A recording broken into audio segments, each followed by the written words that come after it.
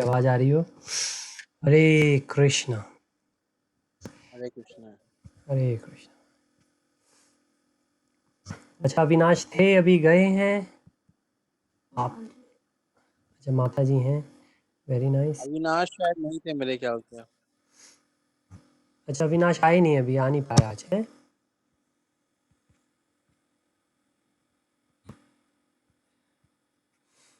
चलिए मैं screen share करता हूँ।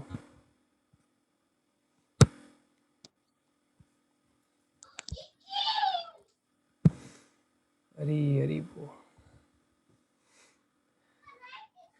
ओके, तो हम 9th चैप्टर पे हैं।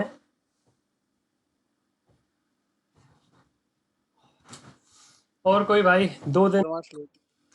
हाँ जी, कोई रियलाइजेशन, पंद्रहवें कुछ और सुना हो अभी तक रेलिवेंट, कुछ कॉन्टेक्स्ट में? ये कई लोग ब्रह्म कुमारी के बारे में बोल रहे थे, मैं गया था तो अच्छा। वो भी उनके बारे में। तो मैंने बोला वो है, वो एक लेवल तक है, उसके ऊपर नहीं है वो, तो फिर मैंने उसे कोई खास नहीं। कौन कौन बोल रहे थे ब्रह्म कुमारी के बारे में? अरे वो जो मतलब विशाल जी और उनके यहाँ भी बात हुई थी ना, तो मैं ज्यादा उनके बारे में बात नहीं। अच्छा, नहीं तो अच्छा है ना, बात करनी चाहिए, पूछो आप उनसे कि हाँ भाई क्या कंसेप्ट है। कंसेप्ट तो समझना चाहिए कि उनका क्या कंसेप्ट है, कि वो उनका क्या कहते उनका हैं। कंसेप्ट है कि आत्मा परमात्मा में मिल जाती। मैंने कहा ऐसा नहीं होता। अच्छा, नहीं ऐसा नहीं ना, हम अगर सीधा सीधा कहें नहीं ऐसा नहीं होता, फिर तो बात ही खत्म हो गई। हमें डिस्कशन करना चाहिए। हम ये कह सकते हैं, अच्छा अगर ऐसा है तो भगवत गीता में ऐसा क्यों लिखा है कि भाई आत्मा ना कभी मरती है ना कभी जीती है, ना कभी जन्म लिया, है ना? ना आत्मा ने कभी जन्म लिया, ना आत्मा की मृत्यु होती है। एक्चुअली क्या है कि यार मेरे में ना उसकी कन्विंसिंग पावर है नहीं कि मैं लोगों को कन्विंस कर सकूं। मैं बोलता हूँ ये इसमें ऐसे लिखा हो, कहते नहीं कि ये तो प्रभुपाद का है। तो मैं हाँ, कहता हूँ कोई 50 लोगों की गीता सबकी पढ़ लो आप।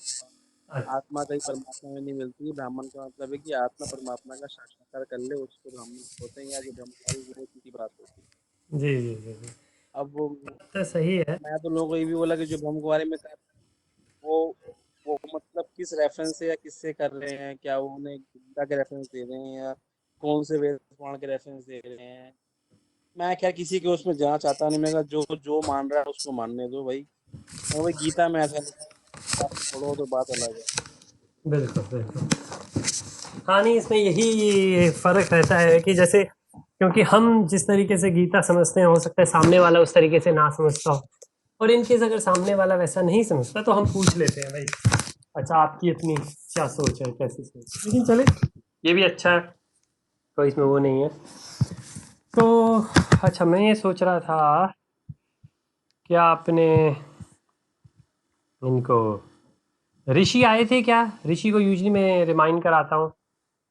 तो उनको बच्चा सब कर दिया यार शायद, तो आगे चले गए थे कारीगर में अच्छा, मैं एक बार ऋषि को लिख दूँ।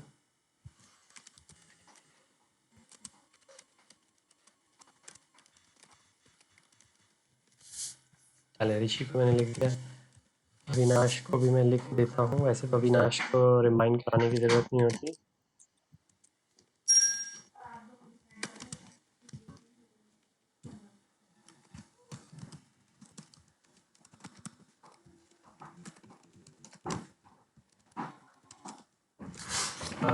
राइट, चलिए, तो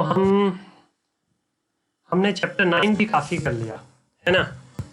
चैप्टर 9 भी ऐसा लग रहा है कि हम चैप्टर 9 के एंड में आ गए। चैप्टर 9 की खूबसूरती ये है कि चैप्टर 9 में भगवान कहते हैं कि ये मोस्ट कॉन्फिडेंशियल है। मतलब ये जो ज्ञान मैं दे रहा हूँ, बस जैसे इसके बाद और किसी ज्ञान की ज़रूरत ही नहीं है आपको, ऐसे करके भगवान कहते हैं। तो अब हमने 15 तक पढ़ लिए थे शायद। हाँ शायद 15 तक कर लिए थे मेरे ख्याल से। हाँ, हमने 15 कर लिया था। 15 एक बार फिर पढ़ते हैं, इसके आगे चलते हैं, फिर 16 से 19 भगवान का जो विश्व रूप है उसके बारे में बात करेंगे। आगे चलते हैं। तो ये 9.15 भगवान का नाम ले लेते हैं हम। ओम नमो भगवते वासुदेवाय। ओम नमो भगवते वासुदेवाय। ओम नमो भगवते वासुदेवाय। हरे कृष्ण। चलिए जी, तो फिर हमने जैसे देखा 9:15 में हम देखते हैं कि भगवान ने क्या कहा। फिर हम 16 से नया शुरू करेंगे। अन्य लोग जो ज्ञान के अनुशीलन द्वारा यज्ञ में लगे रहते हैं, वह भगवान की पूजा उनके अद्वय रूप में, विविध रूपों में तथा विश्व रूप में करते हैं। अब ये विश्व रूप की बात होगी। अभी तक हमने देखा ब्राह्मण का, देखा परमात्मा का देखा, और उसके बाद हमने भगवान के बारे में। लेकिन विश्व रूप भी भगवान ने दिखाया है, और आगे जाके और चैप्टर 11 में जहाँ आएगा और भगवान विस्तृत रूप में दिखाएंगे। लेकिन यहाँ पे अगले 3 वर्सेस में उसके बारे में थोड़ा सा भगवान बताएंगे। तो अगर हम 9:16 देखें, किंतु मैं ही कर्म कांड, में ही यज्ञ, पितरों को दिया जाने वाला अर्पण, औषधि, दिव्य ध्वनि, घी, अग्नि तथा आहुति। तो देखें ये एक ही वर्ष में कितना कुछ आ गया। ये मतलब भगवान अपना यूनिवर्सल फॉर्म जो है वो बता रहे हैं, और इसलिए कहा गया है कि ये परम गुह्य, मोस्ट कॉन्फिडेंशियल नॉलेज है ये भगवान की। अब हम कर्म कांड करते हैं तो भगवान कह रहे हैं मैं ही, पहले भी कहा है कि जो कर्म कांड का सारा जो देवी देवता की भी पूजा करते हैं वो भी इनडायरेक्टली मेरी ही पूजा करते हैं, और मैं ही देवी देवताओं के अंदर उनकी श्रद्धा को बढ़ाता हूँ। जो कर्म कांड के थ्रू जो भी मिलेगा वो भी मेरे से ही मिलेगा। यज्ञ करते हैं, जैसे हमारे समाज के अंदर यज्ञ करते हैं, माता जी हैं, आंटी जी को माता जी, ये आर्य समाज के अंदर सबसे ज़्यादा जो महत्व है वो यज्ञ का है। तो भगवान वही कह रहे हैं, वो यज्ञ भी मैं हूँ। पितरों को दिया जाने वाला अर्पण, पितरों के बारे में भी बहुत है कि जिसने पितरों को खुश कर दिया उसके लिए क्या पाना मुश्किल है। ऐसा आता है शास्त्रों में कि पितरों को ही खुश कर दिया, मतलब देवी देवताओं भगवान तक पहुंचने की जरूरत नहीं, जिसने पितरों को ही खुश कर दिया। इसलिए काफ़ी सारी चीज़ें की जाती हैं पितरों को अर्पण। तो उसके बारे में औषधि जो है, जो अपना आयुर्वेद से रिलेटेड है। दिव्य ध्वनि हमने कहा, जो मंत्र है, मंत्रों में जो सबसे ऊपर है ओंकार है, उसके बारे में। घी, अग्नि, आहुति, वही यज्ञ से सारी जुड़ी हुई चीज़ें। भगवान कह रहे हैं वो सब मैं ही हूँ, कुछ उसमें अलग ही नहीं है। तो ये 9:16 है जो भगवान बताना चाह रहे हैं कि आप किसी भी चीज़ को ले लो, इनमें से कहीं पे भी कोई चीज़ डालोगे तो वो मेरे पास ही आएंगी। और स्पेशली ये जो आग के बारे में बताया जाता है, जो अग्नि के बारे में बताया जाता है, वो क्योंकि अग्नि से हम कहते हैं शुद्धि होती है, और अग्नि मुंह माना जाता है देवताओं का। जब आहुति करते हैं हम स्वाहा करके, उससे जो मिलती है आहुति, जो पहुंचती है आहुति, वो भगवान के पास, वो भगवान कह रहे हैं मेरे ही द्वारा पहुंचती है। तो ये 9:16। और अगर हम 9:17 देखें, इसके अंदर भगवान कह रहे हैं मैं इस ब्रह्मांड का पिता, माता, आश्रय तथा पितामह हूँ। मैं क्षय, जानने योग्य, शुद्धिकर्ता तथा ओंकार हूँ। मैं ऋग्वेद, सामवेद तथा यजुर्वेद भी हूँ।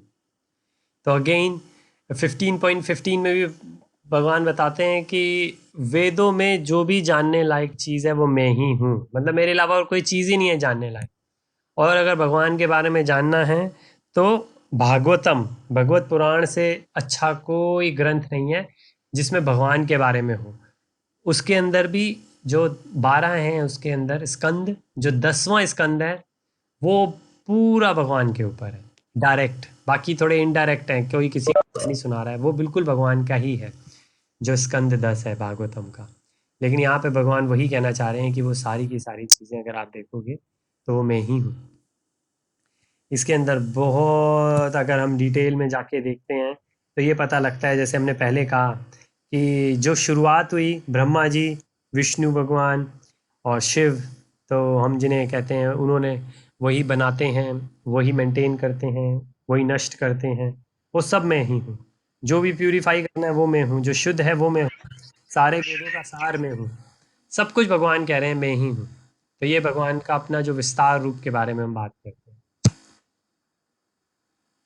अगर कोई ऐसी चीज़ हो तात्पर्य में तो प्लीज़ बताइएगा, अदरवाइज हम 18 पे चलेंगे, 9:18 पे। मैं ही लक्ष्य, पालनकर्ता, स्वामी, साक्षी, धाम, शरणस्थली तथा अन्यत्र प्रिय मित्र हूँ। मैं सृष्टि तथा प्रलय सबका आधार, आश्रय तथा अविनाशी बीज भी हूँ।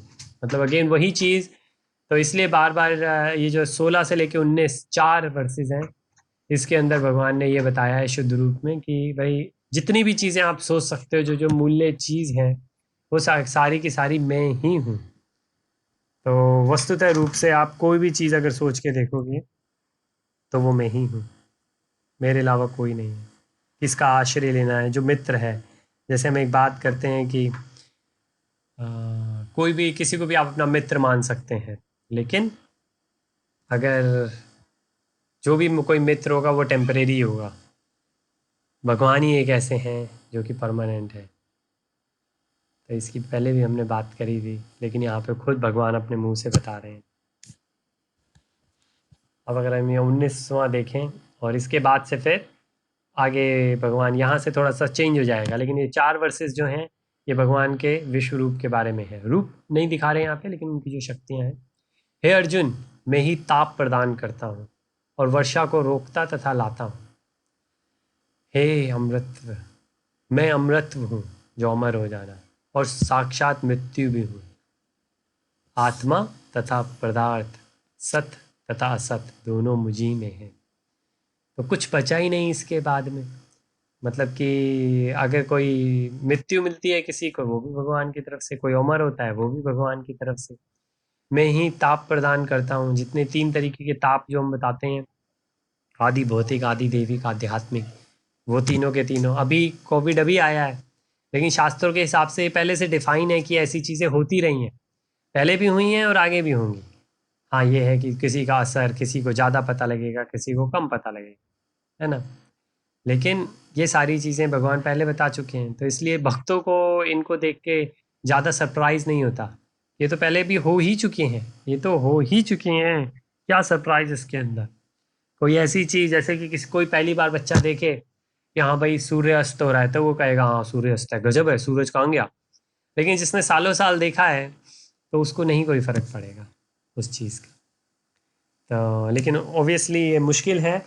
हमको मेन चीज़ यही है कि हमारे स्वभाव के अंदर ये उतरनी चाहिए चीज़ें। अभी कोई कुछ भी चाहता हो, किसी भी मार्ग में हो, जैसे हमने कहा ब्रह्म कुमारी की बात हो रही थी, तो हम यहाँ कह सकते हैं कि भाई भगवान तो कह रहे हैं मैं ही हूँ, तो आप किसी और के पास में कहाँ जा रहे हैं। इसलिए ये है कि अगर कुछ हम ना भी कहें, लेकिन ये है कि हाँ सामने वाले की समझने की कोशिश कर सकते हैं कि सामने वाला जो कह रहा है वो क्या सोच के कह रहा है। और इसके अंदर भगवान ने और एक चीज़ कही है कि हम कहते हैं कि एक तो जीव आत्मा है जो हम लोग हैं, मतलब लिविंग बींग्स, और एक है नॉन लिविंग, एक जिंदा है और एक मृतक। तो वैसे कहते हैं मैटर और स्पिरिट, मतलब जैसे पत्थर है, तो पत्थर के अंदर कोई आत्मा नहीं है भाई, लेकिन हमारे अंदर आत्मा है। लेकिन पत्थर के अंदर परमात्मा है, मतलब परमात्मा का अंश पत्थर में भी है। क्योंकि भगवान कहते हैं कोई भी ऐसी चीज़ नहीं है जिसके अंदर मैं नहीं हूँ, कोई भी ऐसी चीज़ नहीं है जो मेरे प्रभाव से नहीं है।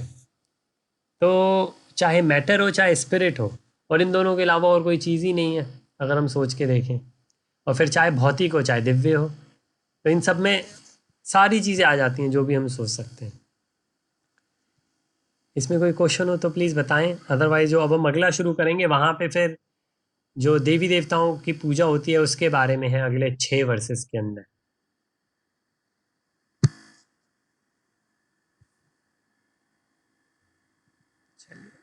हम यहाँ से पढ़ते हैं। हरे कृष्ण ऋषि, आप आए बहुत अच्छा लगा। ऋषि आप पढ़ेंगे प्लीज़ 9.20। हरे कृष्ण। हरे कृष्ण। जो वेदों का अध्ययन करते तथा सोमरस का पान करते हैं, वे स्वर्ग प्राप्ति की गवेषणा करते हुए अप्रत्यक्ष रूप से मेरी पूजा करते हैं।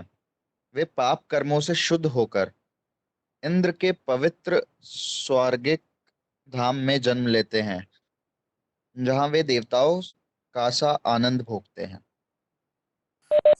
हरे कृष्णा, थैंक यू।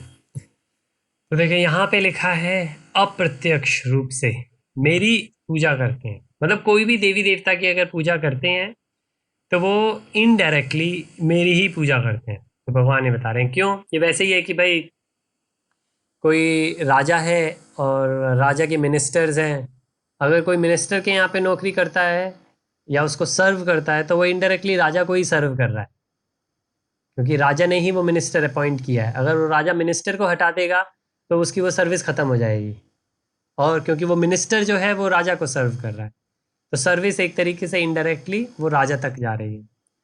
तो वही यहाँ पे भगवान कह रहे हैं। और जैसे कहा कि वे पाप कर्मों से शुद्ध होकर इंद्र के पवित्र स्वर्गिक धाम में जन्म लेता है, जहाँ वह देवताओं का सा आनंद भोगते हैं। मतलब भोगते हैं, इसलिए हम जब ऐसा कहते हैं कि भाई स्वर्गीय, वो स्वर्ग सिधार गए, तो ये भी भौतिक है। तो हमें ऐसा नहीं कहना चाहिए, क्योंकि वहाँ पे भोग हो रहा है सिर्फ। अगर आप देखेंगे, आपको याद हो इतने सारे सीरियल्स वगैरह देखे हो जिसके अंदर जैसे आपने देखा हो रावण ने तपस्या करी, और कितने सारे असुर होंगे उन्होंने तपस्या करी, लेकिन कभी सुना है कि देवी देवता पे से किसी ने तपस्या की हो? शायद ही कहीं पे आया हो कि कोई देवी देवता तपस्या कर रहे हैं। अब देवी देवता क्यों नहीं तपस्या करते? क्योंकि वो ऑलरेडी भोग रहे हैं। दानव तपस्या कर रहे हैं क्योंकि उनके अंदर भोग की इच्छा है, लेकिन देवता जो हैं वो ऑलरेडी वहाँ पे भोग रहे हैं, उनको कोई नहीं है। लेकिन सिर्फ इतना सा फ़र्क है कि देवी देवता ये मानते हैं कि हम अपने श्रम से नहीं, हम भगवान की मर्जी से भोग रहे हैं। है वो भी गलत, क्योंकि भोगना नहीं चाहिए, इसलिए वो भी भौतिक माना जाता है। इसलिए देवी देवता के वहाँ पे जैसे हम कहते हैं हॉलीडे डेस्टिनेशन है, हॉलीडे पे जाओ जितना मर्जी इंजॉय करो, वापस आपको आना ही पड़ेगा। वैसे सिर्फ इतनी सी उनकी ज़िंदगी है देवी देवताओं की। तो हमको ऐसा नहीं कहना चाहिए कि हमारे स्वर्ग सिधार गए बुजुर्ग, हमको कहना चाहिए कि भग चले गए, भगवत गति हो गई उनकी, भगवान के पास चले गए भौतिक संसार से निकल के। क्योंकि जो स्वर्ग है वो भौतिक ही है, और वो भी हमने देखा जैसे कि वो नष्ट भी होता है, और इंद्र भी कई बार गिरे हैं। बल्कि अभी जो अभी आजकल जो टीवी पे आ रहा है, अगर आपने विष्णु पुराण देखा हो, और वो काफ़ी हद तक उसके अंदर जो स्टोरीज़ हैं वो वहीं से विष्णु पुराण से ली गई हैं। तो उसके अंदर एक आता है जब इंद्र और शुक्राचार्य जी भगवान शिव के पास जाते हैं, और शिव जी कहते हैं कि भाई ऐसे तपस्या करनी पड़ेगी तब मैं संजीवनी दूंगा।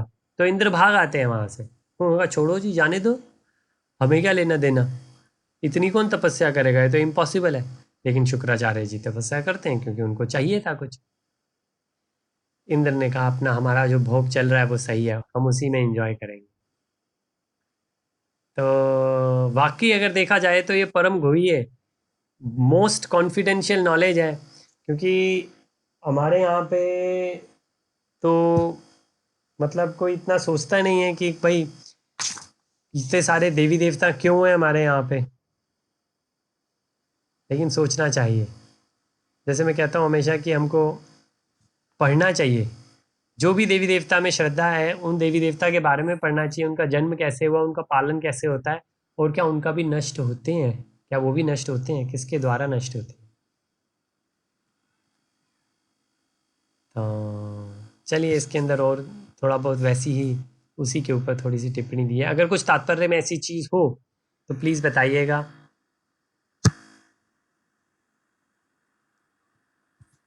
और अब हम 21 अगर देखें, इस प्रकार जब वे उपासक, मतलब अब भक्त की बात हो रही है, जो भी है विस्तृत स्वर्गिक इंद्रिय सुख को भोग लेते हैं, मतलब वो जिनके अभी पीछे बात करी कि वो इंद्रिय लोक में जन्म लेते हैं, उनके बारे में, जब वो ऐसे स्वर्गिक इंद्रिय सुख को भोग लेते हैं और उनके पुण्य कर्मों के फल क्षीण हो जाते हैं। यानी हमने देखा धरती पे लेके किसी ने पुण्य कर्म किए, पुण्य कर्म की वजह से स्वर्ग के अंदर जन्म लिया, स्वर्गीय इंद्रिय सुख भोगे हैं, हो जाते हैं, तो वह मृत्यु लोक में पुनः लौट आते हैं। जैसे हमने कहा हॉलीडे पे गए, वापस आ गए जॉब पे, ऐसे मृत्यु लोक में पुनः लौटेंगे, सारे लौटेंगे। स्वर्ग से कोई चला जाए ऊपर बहुत मुश्किल है। कैसे? जैसे कि हॉलीडे पे कोई है, वहीं से कोई नई जॉब पे चला जाए, बहुत मुश्किल है। क्यों? क्योंकि वहाँ पे कोई नई जॉब के लिए इंटरव्यू ही नहीं देगा, इंटरेस्टेड ही नहीं होगा। क्यों? क्योंकि वो भोग में ही लगा हुआ है वहाँ पे। जब हम हॉलीडे पे जाते हैं, हम सोचते हैं जॉब के बारे में, स्पेशली वो लोग जिनके बिजनेसेस हैं वो फिर भी सोचते हो। जिन लोगों की जॉब्स हैं वो बिल्कुल नहीं सोचते। 2-3 हफ्ते की हॉलीडे ली, बिल्कुल आप जॉब के बारे में नहीं सोचेंगे। तो वैसे है, तो मृत्यु लोक में पुनः लौटेंगे ही। इस प्रकार जो तीनों वेदों के सिद्धांतों में दृढ़ रहकर इंद्रिय सुख की गवेषणा करते हैं, उन्हें जन्म मृत्यु का चक्र ही मिल पाता है। मतलब अगर हम ये करते रहेंगे, ढूंढते रहेंगे, तो फिर इस चक्र से निकल नहीं पाएंगे। तो हमें पता लगता है कि भाई स्वर्ग तक भी पहुंच जाएं तो वो भौतिक संसार में फंसे हुए हैं। हाँ, ये है कि मृत्यु लोक से हमें वहाँ पे अच्छा जरूर लगेगा, लेकिन कितने तब तक जब तक हमारे पुण्य कर्मों के जो फल हैं वो ख़त्म नहीं हो पाते। मतलब कि हॉलीडे पे हम जा सकते हैं, लेकिन कब तक जाएंगे भाई? जब तक फंड्स हैं तभी तो जाएंगे। जिसके पास जितने पैसे हैं वो उतने ही हॉलीडे मना सकता है। कोई 1 महीना मना ले, 2 महीना मना ले, 6 महीना मना ले, कभी तो वो फंड्स ख़त्म होंगे। ज़िंदगी भर तो हम करने वाले हैं नहीं हॉलीडे, और जैसे ही वो फंड्स ख़त्म होंगे हम वापस आएंगे। और वेदों के अंदर काफ़ी है इस चीज़ का कि देवी देवताओं के लिए हमें ये करना चाहिए, तो उस चीज़ के बारे में बताया है। और जो हेवनली प्लैनेट्स हैं उनके डिसएडवांटेज भी बताए हैं कि क्यों हमको नहीं सोचना चाहिए वहाँ जाने के बारे में। और कुछ आपने सुना हो स्वर्ग के बारे में जो कॉन्फ्लिक्ट कर रहा हो यहाँ पे आपको? अगर ऐसा है तो वैसा क्यों है, तो प्लीज़ ज़रूर कहिए। हेलो। हाँ जी, जी ऋषि, अब आप आ जाइए। हाँ जी जी है जी। एक तो रास्ता हमारा ये होता है कि अगर हम कुछ मतलब अच्छे कर्म और अ, बुरे कर्म दोनों ही ना करे, अकर्म करे, तो हमें मोक्ष प्राप्त हो जाएगा। तो हम ना स्वर्ग में जाएंगे, हम ना नरक में जाएंगे। तो उसके बाद मतलब हम सीधा भगवान के धाम चले जाते हैं। सक्का ठीक सक है। जी, हाँ जी। हाँ जी, सॉरी, आप बोलें, आप बोल। जी हाँ। तो एक तो ये, फिर ऐसा भी होता है कि सपोज हमने मतलब अभी आप जैसे कह रहे हैं कि हमने किए स्वर्ग में, पर स्वर्ग में जाके हम उनको मतलब और भोगने लगे फल। अगर हम स्वर्ग में भी हमारी क्या कहते हैं, हम जाते हैं और स्वर्ग में जाके भी हम क्योंकि डेफिनेटली हमारे काम अच्छे थे, हम गए, लेकिन स्वर्ग में जाके भी हम एकदम भोगते नहीं है चीजों को, मतलब हम बिल्कुल एकदम बैलेंस्ड व्यू में वैसे ही रहते हैं।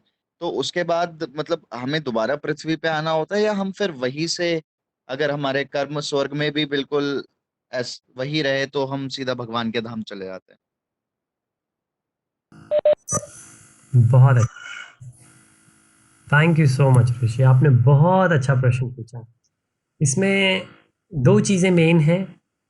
पहली चीज़ कि हम सकाम कर्म करके हमारी मुक्ति नहीं हो सकती।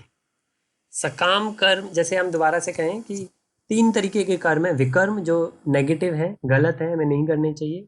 और फिर सकाम है जो न्यूट्रल है। न्यूट्रल का मतलब गलत नहीं है, लेकिन वो आध्यात्म के लिए नहीं है, वो भी मटेरियल है, क्योंकि उसके अंदर भी हम अच्छा कर रहे हैं और हमें ये फीलिंग है कि हम अच्छा कर रहे हैं। हम गलत काम नहीं कर रहे, लेकिन अच्छे काम कर रहे हैं, तो उसके अच्छे फल बन रहे हैं, राइट। निष्काम कर्म है जो हमें करना है, कि हम अच्छे कर्म करें, लेकिन इसलिए करें क्योंकि वो हमारा नेचर हो गया है। हम उसके लिए इसलिए नहीं कर रहे कि हम ये सोच रहे हैं कि अच्छे कर्म है। जैसे हमने एग्जाम्पल दिया कि आग है, आग ये नहीं सोचेगी कि मैं आग हूं तो मुझे जलाना है, या पानी ये नहीं सोचेगा कि मैं पानी हूं तो मुझे किसी की प्यास बुझानी है। वो उनका नेचर है। तो ऐसा जब हमारा नेचर हो जाएगा कर्म करते वक्त, वो कर्म हमारे निष्काम कर्म है।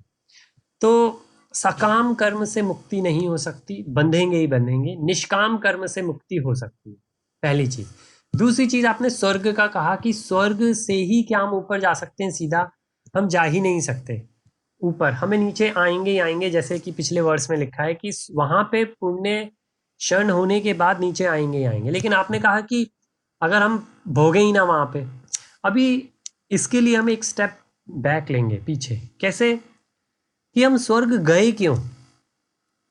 हम धरती पर थे, हमारी मृत्यु आई, जैसे हमने एक वर्ष देखा जिसके अंदर आता है कि जो भी आखिरी वक्त में जो भी हमारे दिल में होगा, उसकी वजह से हमारा अगला जन्म होगा। मतलब इस जन्म की आखिरी थॉट, आखिरी सोच, आखिरी विचार, आखिरी वो मनो स्थिति जो है बिल्कुल आखिरी पल की, वो हमारी एक नींव डालेगी अगले जन्म के लिए।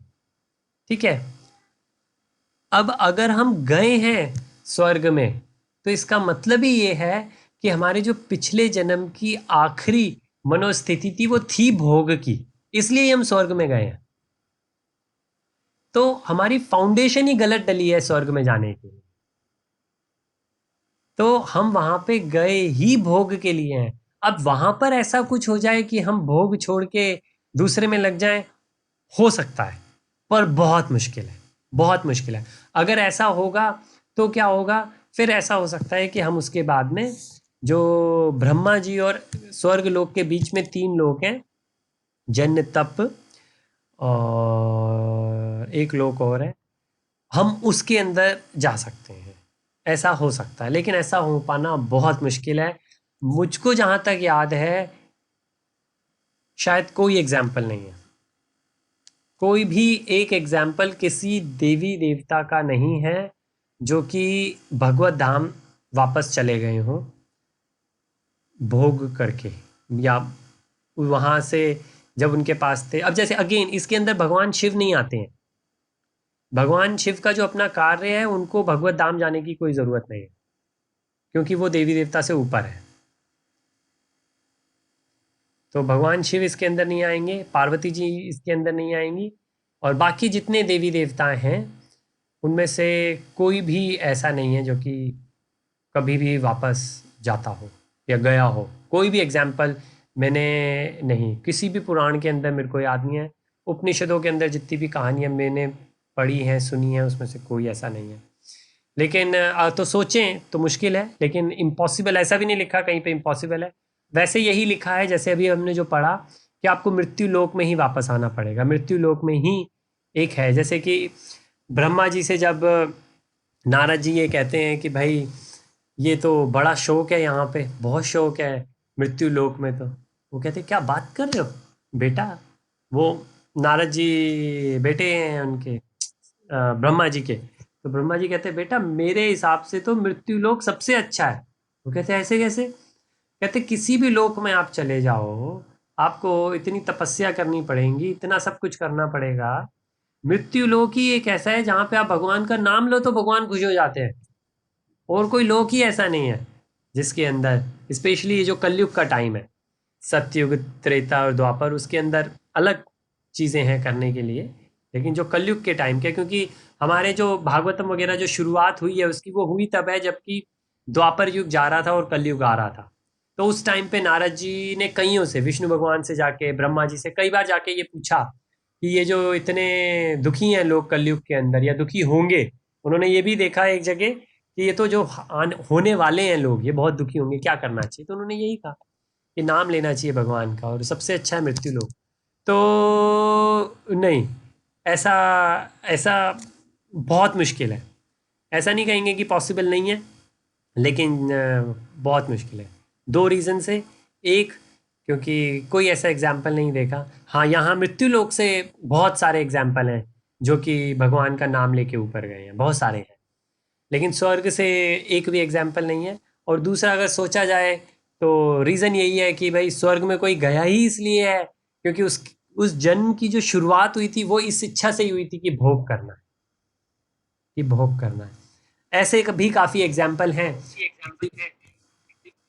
जी सॉरी, मैं अपने आप हाँ नहीं नहीं ठीक है जी जी, आ गया समझ। चलिए, वेरी नाइस। चलिए तो फिर हम 922 पे चलते हैं। किंतु जो लोग अनन्य भाव से मेरे दिव्य रूप स्वरूप का ध्यान करते हुए निरंतर मेरी पूजा करते हैं, उनकी जो आवश्यकताएं होती हैं उन्हें मैं पूरा करता हूँ और जो कुछ उनके पास है उसकी रक्षा करता हूँ। तो ये बहुत ही अच्छा वर्स है। इसके अंदर ये भी मतलब कि किसी इंसान को भक्ति करनी क्यों चाहिए? भाई कोई भी इंसान अगर हम देखें, इंसान क्या कोई भी जीवन जीवित है, कोई जानवर भी है, हम देखें कि जानवर को कुछ भी ना मालूम, हम कहें नहीं क्या मालूम है कुत्ते बिल्ली को, कुछ नहीं मालूम, लेकिन आप देखो कि उनको भी एक चीज़ चाहिए, हम सबको चाहिए एक चीज़, क्या? सुख, आनंद। ये एक चीज़ ही है जो हम इन इसी के पीछे पड़े हैं। अब सिर्फ फ़र्क ये आता है कि किसी को भगवत गीता पढ़ने में आनंद आएगा, किसी को मूवी देखने में आनंद आएगा, किसी को क्रिकेट देखने में आनंद आएगा, किसी को हो सकता है दोस्तों के साथ डिस्को करने में आनंद आए, किसी को पब में जाने में आनंद आए, किसी को हो सकता है सॉफ्टवेयर इंजीनियर है तो हो सकता है वो फ्री टाइम के अंदर भी सॉफ्टवेयर्स बनाता हो, उसके अंदर आनंद आता हो। लेकिन हर इंसान इसी चीज़ में रखा है कि वही काम करूं जिससे मेरे को खुशी मिलती है। राइट? क्यों? अब ऐसा होता क्यों है? कहते हैं क्योंकि हमारी जो आत्मा है ना, वो भगवान का अंश है। और भगवान क्या है? भगवान सत्य चित्त आनंद है। क्योंकि भगवान सत्य चित्त आनंद है, हम भगवान का पार्ट है। तो इस वजह से हमारे अंदर भी वो जो सत्य चित्त आनंद है, सत्य चित्त आनंद में आनंद ही सबसे बड़ा है। क्यों? क्योंकि बाकी क्या है? सत्य जो है, सत्य का मतलब हो गया इटरनल, जो हमेशा बना रहता है। और चित्त का मतलब हो गया कॉन्शियस, जो चेतना है। और आनंद का मतलब हम लूजली अगर कहें तो खुशी हो गई। खुशी और आनंद में फ़र्क है। तो ऐसी खुशी या ऐसा आनंद जो कि हमेशा बना रहे, और सिर्फ बना ही ना रहे, हमको कॉन्शियस भी है कि वो बना हुआ है। ये ऐसे है जैसे कि भाई हम ये कहें कि ऋषि के कोई मामा जी हैं। ऋषि मुझे मालूम नहीं आपके कोई मामा जी हैं, नहीं, ऐसी एग्जाम्पल। माने ऋषि के कोई मामा जी हैं और वो मर गए। ठीक, अब मरने के बाद वो अरबपति थे, वो सारा पैसा ऋषि के नाम पे कर गए। ठीक, अब एक एक सेकंड में, एक मूवमेंट में ऋषि अरबपति हो गए। ठीक, लेकिन ऋषि को ये मालूम नहीं है। अब क्या ऋषि उस आनंद को भोग पाएंगे? वो आनंद भी है, वो अरब जो करोड़ों अरबों पैसे हैं वो बैंक में हैं और वो ऋषि के ही नाम के, कोई और उसको एंजॉय नहीं कर सकता। वो है, वहीं पे है। और कब तक है? जब तक चाहिए तब तक है। राइट? मतलब कि ऐसा नहीं है कि ये एक्सपायर हो जाएंगे, कि भाई 6 महीने में अगर ऋषि ने क्लेम नहीं किया तो एक्सपायर हो जाएंगे। नहीं, वो वेट करेंगे, ऋषि कभी भी आके ले ले, तो वो इटरनल है।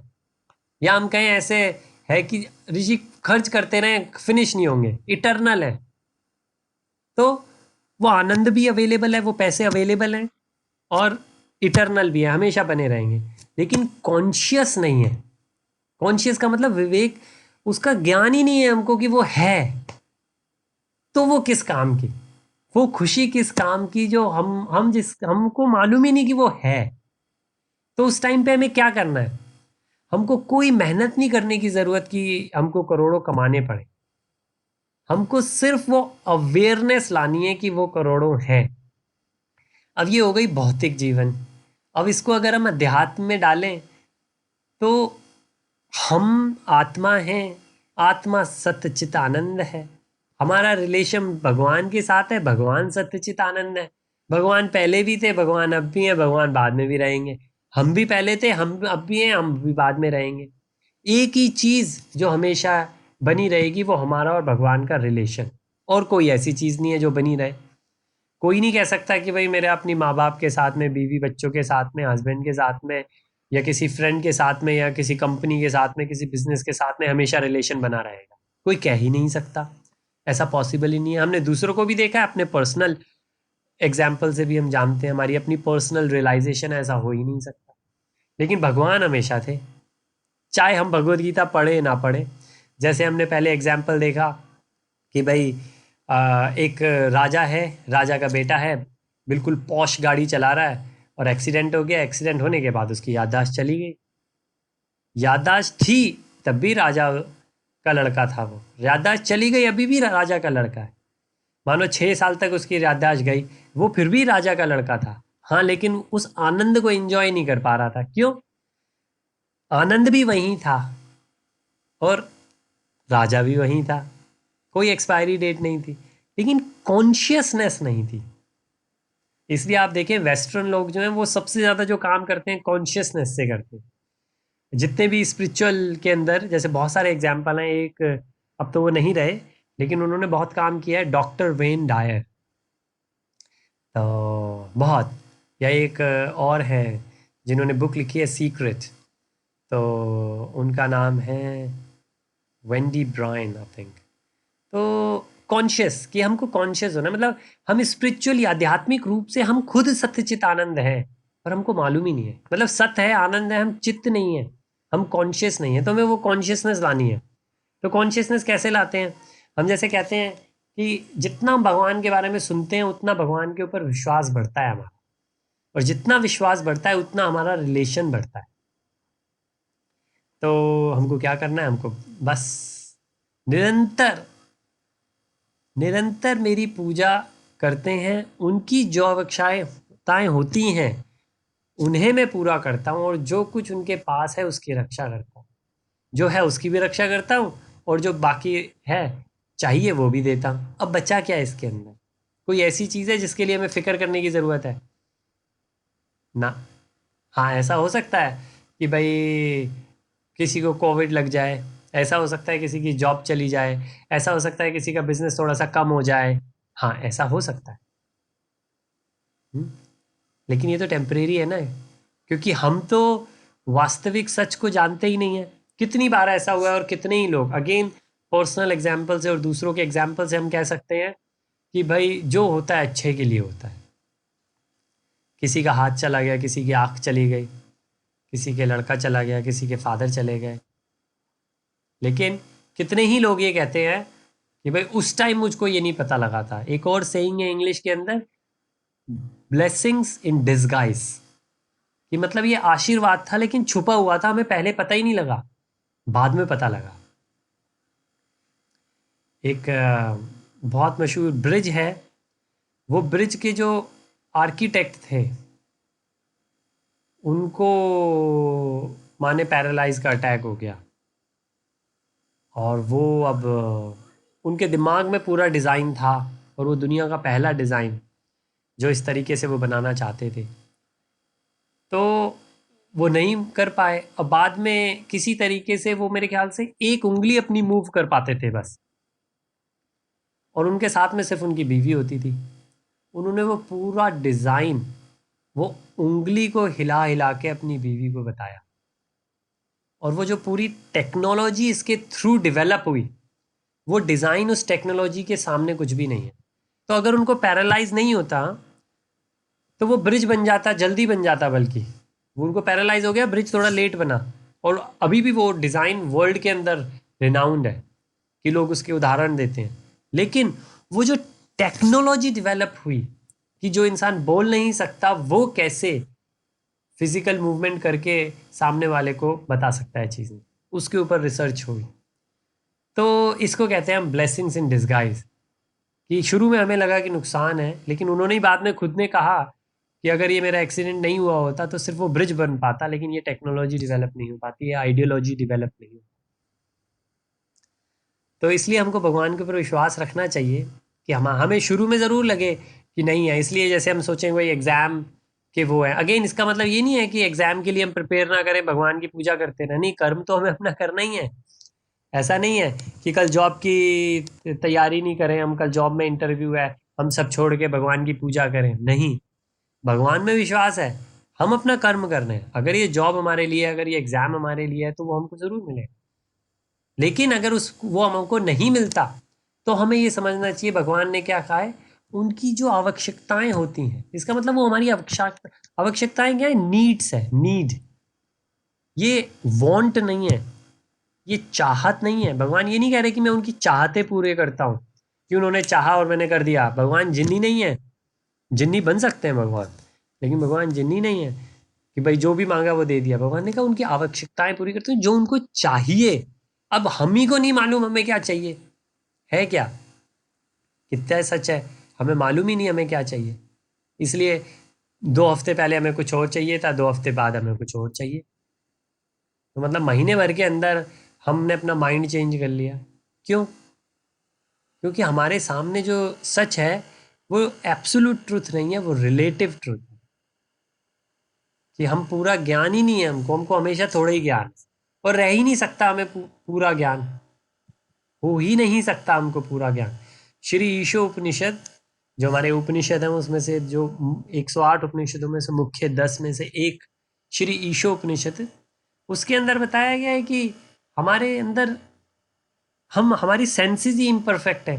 जैसे मुझको चश्मा लगा हुआ है, बिना चश्मे के मैं देख नहीं सकता, तो और तो मैं भगवान को क्या समझने की कोशिश करूँगा, नहीं।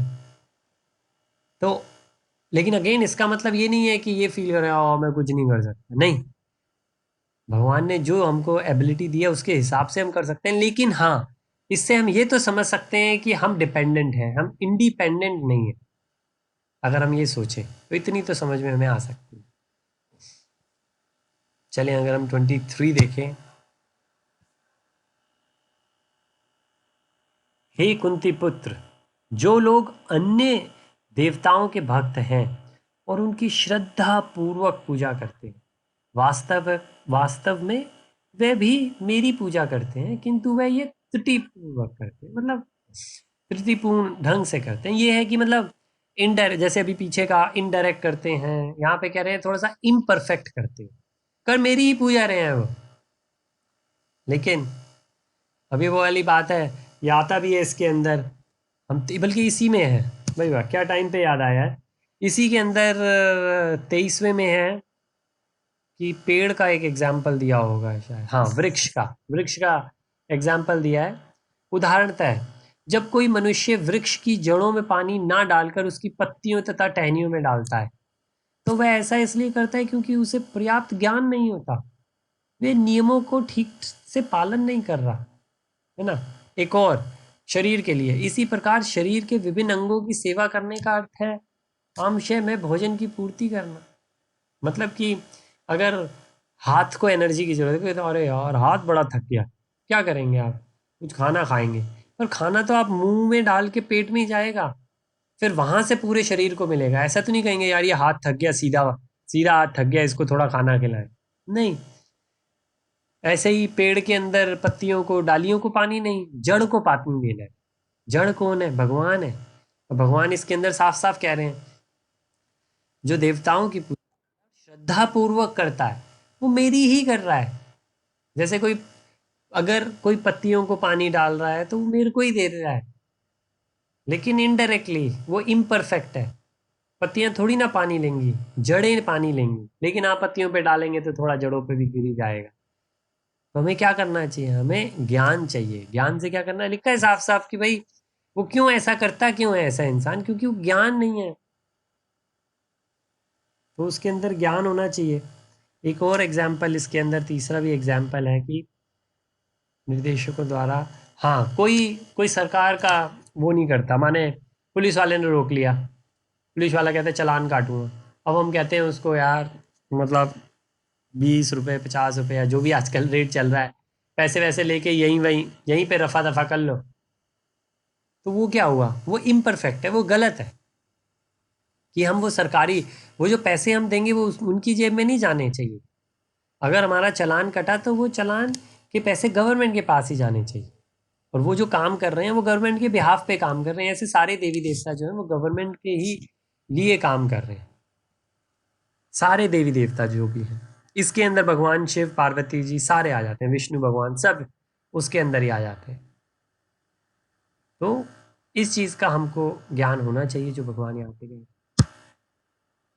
अभी अगले 2 वर्सेस के अंदर भी यही सेम थीम है देवी देवताओं की। तो 24 को अगर हम देखें, मैं ही समस्त यज्ञों का एकमात्र भोक्ता तथा स्वामी हूँ, अतः जो लोग मेरे वास्तविक दिव्य स्वभाव को नहीं पहचान पाते वे नीचे गिर जाते हैं। मैं ही समस्त यज्ञों का एकमात्र भोक्ता और स्वामी हूँ, ये भी कई बार आया है। तो इसके अंदर भी आता है कि ऐसे लिखा है कि वो नीचे गिर जाते हैं। नीचे क्यों गिरते हैं वो? अभी शायद आपने देखा हो, मैंने तो देखा है पर्सनली, मैं जानता हूँ लोगों को कि हम दिल्ली में, ईस्ट दिल्ली में रहते हैं। तो जैसे गांधीनगर, वहाँ पे पुल पार करके हनुमान जी का मंदिर है। हमारी अपनी गली जिसमें हम रहते हैं वो हनुमान जी मंदिर है। तो वहाँ पे जितने बहुत सारे भक्त हैं जो हनुमान जी के हैं, क्योंकि हनुमान मंदिर वाली गली है। तो जेन्युइन है कि बचपन से लोग हनुमान जी को ही ज़्यादा मानते हैं, उसी टेम्पल में ज़्यादा जानते हैं। तो बाकी शिव जी का भी है, बाकी सब उसमें हैं, लेकिन हनुमान जी का ही मेन मंदिर है वो। तो जमुना पार करके हनुमान जी का जो बड़ा मंदिर है, लोग वहाँ पे काफ़ी जाते हैं। लेकिन फिर कई लोगों को ऐसे देखा कि भाई रेगुलर जाते जाते जाते जाते जाते अगर उनका कोई काम नहीं बना, तो बहुत कन्वीनियंटली उन्होंने हनुमान जी से श्रद्धा हटा के किसी और देवी देवता पे श्रद्धा डाल दी। मैंने पूछा भाई अब क्या? कहते यार काम नहीं बना, तो अब किसी ने कहा कि मतलब इनको, जैसे शिव जी हैं, शिव जी को ट्राई कर लो। भाई शिव जी भी तो उनके वही हैं, फादर ही हैं। तो हनुमान जी अपना सॉरी उनका अंश ही हैं हनुमान जी। तो हनुमान जी बुरा थोड़ी ना मानेंगे अब हम शिव जी को डायरेक्टली पूजा कर लें। मैंने कहा बिल्कुल बुरा तो नहीं मानेंगे, सही बात है। लेकिन ये क्यों करते हैं, और ये इसे क्यों लिखा है कि नीचे गिर जाते हैं? क्योंकि सोचा जाए तो ये डीलिंग हो रही है, ये ट्रेड हो रहा है, ये बिजनेस हो रहा है। नहीं तो क्या मतलब हुआ इस चीज़ का कि भाई काम नहीं बना? जब हम भगवान की भक्ति कर रहे हैं तो वो काम के लिए तो नहीं है। हाँ, अगर कोई देवी देवता की पूजा इसलिए करता है तो कोई बात नहीं है। और देखें क्यों, जैसे माने कोई हर महीने कुछ करता है, कोई भी किसी भी देवी देवता का कोई फास्ट रखता है, अगर किसी एक वजह से वो फास्ट नहीं रख पाया तो कैसे हो जाता है? अरे अगर कुछ गलत हो जाए, वो पता है वो उनका वो किया नहीं ना, इतने टाइम से करता आ रहा था ना मैं, वो कर नहीं पाया ना, इस बार में वो ब्रेक हो गया इसलिए वो रुष्ट हो गए वो। बिल्कुल। अभी ऐसे बहुत सारे एग्जाम्पल हैं, जैसे वरुण देव है अपने, आपको शायद आपने सुनी हो अ, हरीश हरीश चंद्र जी, जो हमेशा सच बोलते थे। उनको उनको उनके ऊपर बहुत दिक्कत आई थी। ये भी भागवतम के अंदर स्टोरी है और बहुत डिटेल में स्टोरी है। विश्वामित्र जी उनके पीछे पड़ जाते हैं, क्योंकि किसी ने विश्वामित्र जी को कहा होता है, क्योंकि विश्वामित्र जी ब्रह्म ज्ञानी बनना चाहते हैं। तो उनको किसी ने कहा होता है कि भाई ऐसा ऐसा ऐसा ऐसा बनना चाहिए। तो वो कहते हैं ऐसा कोई हो ही नहीं सकता। तो किसी ने कहा कि भाई वो हैं ऐसे जो सच के मार्ग से कभी नहीं हिलते, तो उन्होंने कहा मैं उन्हें हिला के छोड़ूंगा। तो विश्वामित्र जी ने जो रेल बनाई उनकी, तो लेकिन ये हुआ क्यों उनके साथ में? रेल उनकी इतनी बनी क्यों? उनको अपनी बीवी को बेचना पड़ा, बच्चे को बेचना पड़ा, चंडाल के यहाँ पे काम करना पड़ा, अपना पूरा राज्य उनको देना पड़ा। क्यों ऐसा हुआ ही क्यों उनके साथ? ऐसा इसलिए हुआ क्योंकि जब उनके बच्चा होने वाला था, तो बच्चा हो नहीं रहा था, तो उन्होंने वरुण देवता शायद उनके वो थे, इष्ट थे। तो वरुण देवता से उन्होंने पूजा करी थी। तो और पूजा करते वक्त उन्होंने ये कहा कि इस यज्ञ से मुझे जो मिलेगा वो मैं आप ही की उसमें लगा दूंगा, सेवा में। तो भगवान ने कहा भाई आप बच्चा नहीं है आपके, तो मैं आपको बच्चा ही दे देता हूँ। तो बच्चा हो गया तो बड़े खुश। तो अब उन्होंने कहा भाई, वरुण देवता ने थोड़े टाइम बाद आके कहा भाई आपने कहा था जो मैं दूंगा वो मुझ में ही दे लगा दोगे, तो लाओ ये अपना बच्चा ही मुझको दे दो। तो उन्होंने कहा ये क्या बात है? तो फिर उन्होंने कहा अच्छा चलो ठीक है, माता तो मैंने किया था, झूठ तो मैं बोलता नहीं, लेकिन ना ये बच्चा थोड़ा इसके दांत वात निकल आए, तो जब उसके दांत निकल आए वरुण देवता फिर आ गए, अच्छा चलो बेटा दांत निकल गए अब दे दो बच्चे को ये मेरे को। उन्होंने कहा मतलब थोड़ा मतलब टीनेजर हो जाए, तो ऐसे टीनेजर हो गए फिर आ गए, क्यों नहीं शादी लायक हो जाए, शादी लायक हो जाए, ऐसे एंड तक उन्होंने बच्चा दिया ही नहीं। फिर वरुण देवता उनसे रुष्ट हो गए और इसकी वजह से विश्वामित्र जी का जो उनके ऊपर प्रकोप आया वो आया। ये भागवतम के अंदर स्टोरी है। अब गजब है ये, अगर हम देखें कि भाई ऐसा क्यों हुआ, कैसे हुआ। लेकिन ऐसा बहुत जगह है, जैसे इंद्र का अगर हम देखें, इंद्र देवताओं के लीडर हैं, तो कोई भी देवता है तो क्या उनसे बड़े हो सकते हैं। लेकिन इंद्र जी ने तो भगवान कृष्ण के वृंदावन में ही इतनी बारिश कर दी थी कि उन्होंने कहा पूरा तहस नहस कर दो। तो बहुत सारे एग्जाम्पल आते हैं जो कि देवी देवताओं ने मतलब कि प्रकोप डाल दिया अपने ही भक्तों के ऊपर, क्योंकि भक्त ने कुछ वो कर दिया। लेकिन एक भी एग्जाम्पल ऐसा नहीं है कि भगवान के लिए ऐसा हुआ। भगवान कृष्ण की तो अलग ही बात है, विष्णु भगवान का भी ऐसा नहीं है कि विष्णु भगवान ने कहीं पे अपने भक्त के ऊपर कि भक्त से कोई गलती हो गई या भक्त ने कोई चीज़ मेंटेन नहीं करी तो कुछ कराओ। हाँ, अगर कभी किया होगा तो तब जब उनके भक्त को किसी ने नुकसान पहुंचाने की कोशिश करी है। जैसे हमने अम्बरीश महाराज की बात करी थी, अम्बरीश महाराज को दुर्वासा मुनि ने नुकसान पहुंचाने की कोशिश करी, तब उन्होंने विष्णु भगवान ने बचाया उनको। तो लेकिन अपने भक्त को कभी नुकसान नहीं पहुंचाया, सिर्फ इसलिए कि वो भक्ति करते करते उसने भक्ति करनी छोड़ दी, नहीं। लेकिन देवी देवता ऐसा करते हैं, तो इसलिए क्या वे नीचे गिर जाते हैं। तो इस चीज़ को हमको सोचना चाहिए कि भाई कहाँ किस तरीके से हम भक्ति कर रहे हैं, किसकी भक्ति कर रहे हैं, कैसे भक्ति कर रहे हैं, क्यों ऐसी चीज़ें लिखी हैं ऐसी। चलें, अगर हम 25वां करें तो ये देवी देवता का पूरा थीम यहाँ पे संपन्न हो जाएगा। जो देवताओं की पूजा करते हैं वे देवताओं के बीच जन्म लेते हैं। हमने बात करी इस चीज़ की। जो पितरों को पूजते हैं वे पितरों के पास जाते हैं, ये भी हमने बात करी। पितर, और सही बात है, पितरों के बारे में भी बहुत लिखा है कि आप पितरों को जल चढ़ाएं, रेगुलर चढ़ाएं। पितृदान जो हम करते हैं साल में एक बार श्राद्ध, वो करें पितरों के लिए। तो बिल्कुल, जो भूत प्रेतों को उपासना करते हैं वो उनके बीच जन्म लेते हैं, जो सिद्धि विद्धि के लिए होते हैं। और जो मेरी पूजा करते हैं वे मेरे साथ निवास करते हैं। तो इसमें अगेन जो चीज़ हमने पहले कही कि भाई आपका एंड में आप जो सोच रहे होगे आप वो करोगे, लेकिन एंड में क्या विचार आएंगे। कभी आपने सोचा है कि जब हमें चोट लगती है एकदम से तो हमारे मुंह से क्या निकल के आता है। एकदम से जब चोट लगती है तो वो जो चोट लगती है उसका पता नहीं कितने, क्योंकि उस चोट में दर्द होता है और वो एकदम से होता है, कोई प्लान नहीं करता, तो भगवान का नाम नहीं निकल के आता। लेकिन अगर आप देखें एंड में कहते हैं मरते वक्त हजारों बिच्छुओं के डसने का जो दर्द है वो आता है शरीर में।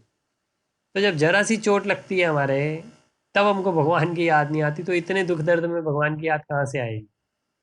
सिर्फ तब आ सकती है जब हमारा पूरा जीवन ऐसा हो कि हमने अपने जीवन में हर चीज़ को भगवान से जोड़ दिया, कि अब वो हमारा नेचर बन गया है कि हम जो भी करते हैं भगवान से रिलेटेड करते हैं।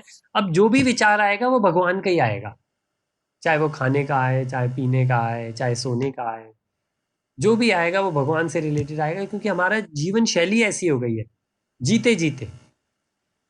तो तभी हम कर सकते हैं। इसलिए कहते हैं डिवोशनल सर्विस, भक्ति में लगे हुए कर्म हमारे ऐसे होने चाहिए। और अगर ऐसे नहीं है तो बहुत दिक्कत है, तो भैया बहुत ही दिक्कत है। तो फिर भगवान ने इतना बताया है कि मेरे अलावा किसी की भी आप पूजा कर लो, थोड़े टाइम तक एंजॉय कर सकते हो, लेकिन उसके बाद नहीं। जब हमने 25वीं तक का देखा तो इसके अंदर सारी चीज़ें भगवान ने बताई हैं। कर्म कांड के बारे में बताया और देवी देवताओं के बारे में ज़्यादा बताया, 20 से लेके 25 तक जो ये 6 हैं। उससे पहले हमने 16 से 19 4 देखे, जिसके अंदर भगवान ने बताया कि ये सारी चीज़ें मेरे में ही हैं। भगवान का जो विश्व रूप हम मानते हैं, यूनिवर्सल फॉर्म, जो और डिटेल में भगवान बताएंगे, लेकिन यहाँ पे भी भगवान ने थोड़ा सा इंट्रोडक्शन दे दिया है। तो इसके अंदर अगर कोई वो बात जो हम डिस्कस कर सकें तो प्लीज़ आप बताएं।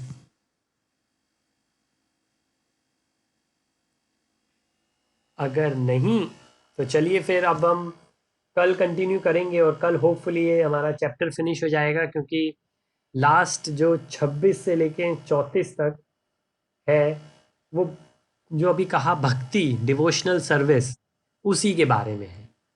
तो इसलिए भगवान इसको कह रहे हैं कि ये गुह्यम है। भगवान ने इस एक चैप्टर के अंदर सब कुछ बता दिया कि अगर भौतिक संसार में रहोगे तो सब खराब रहेंगी, उसके अलावा जो भी चीज़ करोगे वो मेरे लिए ही आ रही है। देवी देवताओं का है तो भी मेरा है, तप करोगे तो मेरे लिए है, कर्म करोगे तो मेरे लिए, यज्ञ करोगे तो मेरे लिए। यही 2-3 चीज़ें हैं। हमने कहा कर्म योग की बात करी, ज्ञान योग की बात करी, अपना अष्टांग योग की बात करी, उसके अंदर हमने पूरी जो साधना होती है उसकी, ध्यान योग है, उसकी बात करी। भगवान इस चैप्टर में कह रहे हैं वो सारी चीज़ें मेरे लिए, मैं ही हूँ वो सब कुछ। ओम की बात हुई, वैदिक ध्वनि की बात हुई, वो मैं हूँ। भक्त भक्त भक्त और भक्ति के बारे में। अब आखिरी के जो हैं 26 से लेके 34 तक, जो ये 9 वर्सेस हैं, इसके अंदर भगवान वो भक्ति के बारे में और डिटेल में कि भक्त कैसे होते हैं और कैसे भक्ति प्रैक्टिकल वे में कर भी सकते हैं, उसके बारे में बताएंगे भगवान। और फिर 10वें के अंदर भगवान और अपने बारे में और बताएंगे, लेकिन ये 9 के बारे में भगवान अब भगवान भक्ति कैसे करनी है उसके बारे में जी। चलिए, अगर इसके अंदर हमें कोई डाउट नहीं, कोई डिस्कशन नहीं, तो फिर हम कल इसी समय यहीं से शुरू करेंगे। 26 से शुरू करते हैं हम, और फिर हम आगे जाके पूरा चैप्टर कल फिनिश कर देंगे। ठीक है। ठीक है। हरे हरे कृष्ण। कृष्ण, हरे कृष्ण।